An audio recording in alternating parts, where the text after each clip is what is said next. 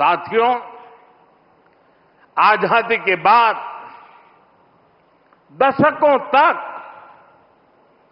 देश की administrative machinery उन बिल्डिंगों से चलाई जाती रही है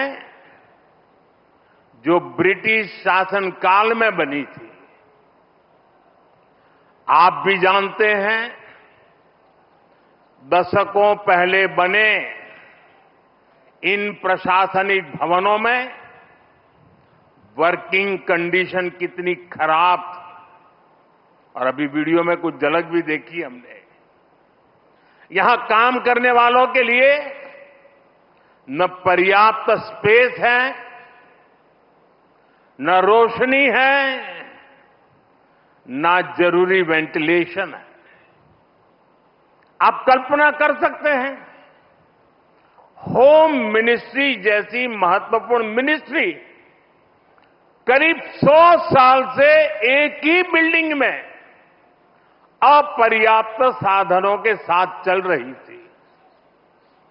इतना ही नहीं, भारत सरकार के अलग अलग मंत्रालय दिल्ली के 50 अलग अलग जगहों से चल रहे हैं।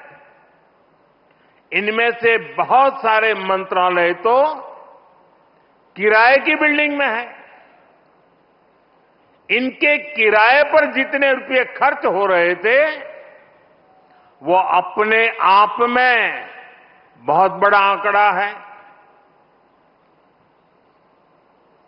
और वैसे पूरा हिसाब लगाएं तो बहुत बड़ा है, लेकिन अगर मोटा मोटा हिसाब लगाएं तो 1,500 करोड़ रुपया प्रति वर्ष इसमें जाता है। इतनी बड़ी राशि भारत सरकार अलग अलग मंत्रालयों के सिर्फ किराए पर खर्च कर रही है।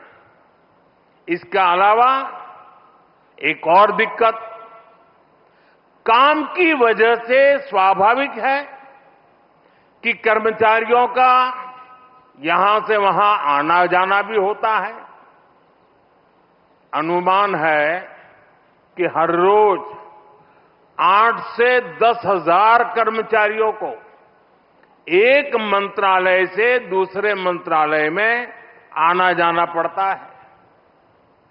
अब इसमें भी सैकड़ों गाड़ियों का मूवमेंट होता है, खर्च होता है, सड़कों पर ट्रैफिक बढ़ता है, कितना समय खराब होता है, और इन सब से काम में भी इनएफिशिएंसी के सिवाय कुछ नहीं रहता है। साथियों, 21वीं सदी के भारत को 21वीं सदी की आधुनिक व्यवस्थाएं चाहिए, इमारतें भी चाहिए। ऐसी इमारतें जो टेक्नोलॉजी, सुरक्षा और सुविधा के लिहाज से बेहतरीन हो, जहां कर्मचारी सहज हो,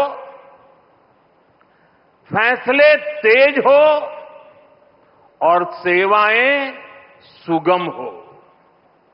इसलिए कर्तव्य पथ के आसपास एक होलिस्टिक विजन के साथ कर्तव्य भवन जैसी विशाल इमारतों का निर्माण किया जा रहा है। ये तो पहला कर्तव्य भवन पूरा हुआ है। अभी कई कर्तव्य भवनों का निर्माण तेजी से चल रहा है। ये ऑफिसेस जब आसपास शिफ्ट होंगे, नजदीक नजदीक हो जाएगी, तो इससे कर्मचारियों को सही वर्क एनवायरनमेंट मिलेगा, जरूरी सुविधाएं मिलेगी, उनका टोटल वर्क आउटपुट भी बढ़ेगा, और सरकार जो 1,500 करोड़ रुपए किराए पर खर्च कर रही है, वो भी बचेगा।